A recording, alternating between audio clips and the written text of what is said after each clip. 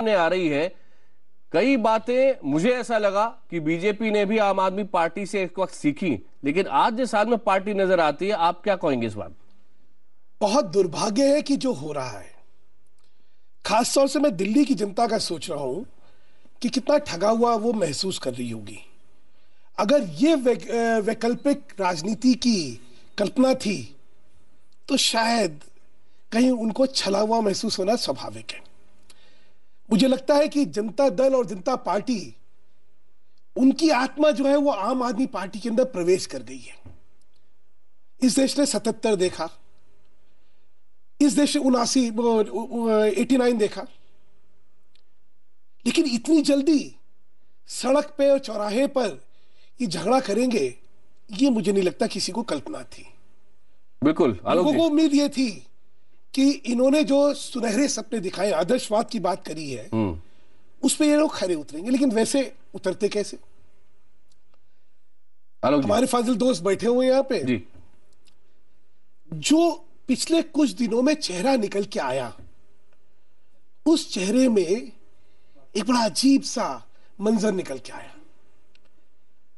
सांप्रदायिकता के खिलाफ लोग सांप्रदायिकता की बात कर रहे हैं। मुसलमान जो है भाजपा से दूर है, हमें वोट देगा। ईमानदार पॉलिटिक्स की बात करने वाले लोग क्या कह रहे हैं? कांग्रेस को किसी तरह तोड़ो तोड़ो, कुछ भी करो, सरकार बनानी है।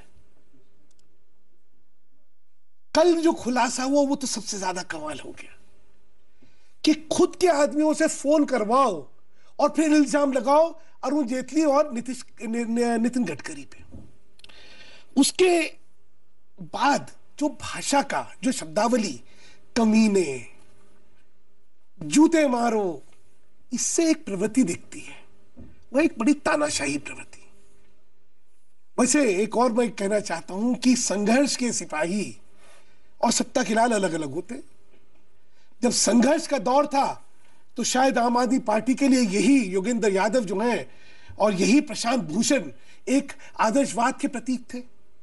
आज कहा जा रहा है वो ये थे, उन्होंने आज तक कुछ करा नहीं, संगठन के लिए कोई फायदा नहीं करा, वो तो बेकार लोग थे। तो क्या होता है, जीतने के बाद पहले से लेकिन सुधांशु जी, जो है वो टेक ओवर कर आलोक जी को मैं इसमें लाना चाहूंगा, क्योंकि अरविंद केजरीवाल समर्थक एक बात कह, परिदृश्य आज देख रहा हूं मैं, इसकी आशंका थी क्योंकि इतिहास साक्षी है इसका। मैंने एजीपी का, ऑल असम स्टूडेंट यूनियन का एजिटेशन देखा है। बिल्कुल, कैसे बांग्लादेशियों के मुद्दे पर उन्होंने पूरे राज्य को झिझोर दिया था और कैसे उसके बाद उन्होंने उनके साथ जाती करी। एक बड़ा अच्छा शेर है, निकलना खुल्द से आदम का, सुनते आए हैं लेकिन बड़े बेआबरू होके तेरे कूचे से हम निकले। यही शायद जो है ये आम आदमी का सत्य है, लोगों की आकांक्षाएं। जैसे अभी आपने मिलन जी का कहा, सब कुछ छोड़ के, घर बार व्यवसाय छोड़ के एक बड़े ख्याल के लिए ये लोग आए थे। ये लोग आए थे कि शायद एक वैकल्पिक राजनीति से एक देश निर्माण होगा। लेकिन जो अरविंद केजरीवाल जी का और उनके साथियों का आचरण था, उसमें दोहरा चरित्र पहले दिन से ही दिख रहा था कि बातें कुछ, कथनी कुछ, करनी कुछ। और जो आज हो रहा है ये सिर्फ उसी का नतीजा है। इसमें इनके जड़ों में ईमानदारी नहीं को जब मैं सामने देख रहा हूं और ऐसे बहुत सारे और कार्यकर्ताओं, कम से कम आपको नजर आता है आम आदमी पार्टी के पारदर्शी आंकड़ों में वेबसाइट पे कि हमारे पास कौन और कहां से पैसे दे रहा है। बीजेपी और कांग्रेस में कहीं नजर नहीं आता। आकाश जी, मायावती जी ने भी यही कहा था। उनकी रसीदें और उनकी जो पर्चियां थी उसमें क्या लिखा होता था? हरि सिंह वल्द राम सिंह, निवासी कलकत्ता, बस इनमें भी वही लिखा होता है, इसमें और ज्यादा फर्क नहीं होता। और आपको की जानकारी के लिए एक चीज और बतला देता हूं कि आज तक खर्चे का हिसाब पहले दिन से आज तक कभी नहीं दिया गया है।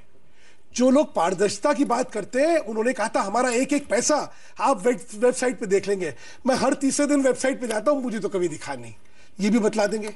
एक नीरज जी की बड़ी अच्छी कविता थी, कारवां गुजर गया गुबार देखते रहे, स्वप्न झड़े फूल से, मीत चुभे शूल से, लुट गए सिंगार सभी आग के बबूल से, और हम खड़े खड़े बाहर देखते रहे, कारवां गुजर गया, गुमार दी। आलोक जी आपके पास लौट रहा हूं, लेकिन सुदेश जी पहले आपके पास आ रहा हूं।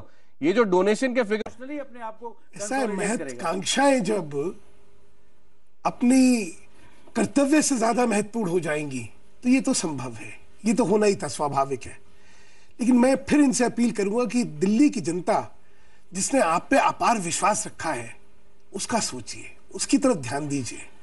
उसमें जो है, जो निराशा आ रही है वो बहुत ही दुखदाई है। उनका विश्वास उठ रहा है राजनीति पे, राजनीतिज्ञों पे। इसका सिर्फ घाटा आम आदमी पार्टी को नहीं है, ये सारी व्यवस्था के लिए घाटा है। क्योंकि वैकल्पिक राजनीति को अगर इस तरह शर्मसार होते हुए देखेंगे तो लोगों का राजनीति में बिल्कुल। मेरा वक्त यही समाप्त हो रहा है और आज के कार्यक्रम के हमारे जो चेहरे हैं वो मिलन गुप्ता ही हैं। शायद आईआईटी में पढ़े हुए, आईआईएम में पढ़े हुए, दुनिया में कहीं भी नौकरी कर सकते थे और कर रहे थे, छोड़ के 2 साल से आम आदमी पार्टी के साथ हैं। अरविंद केजरीवाल जी को सोचना होगा ऐसे बहुत सारे टैलेंटेड लोगों को जो उन्होंने आशाएं दिलाई थी और जो उनके साथ यहां तक अभी तक खड़े हैं, क्या अभी भी उनको वापस साथ ले सकते हैं? ये एक गंभीर विचार अरविंद केजरीवाल जी को और उनके गुट को करना है। आज का मुद्दा में इतना ही। ब्रेक के बाद कुछ और खबरें।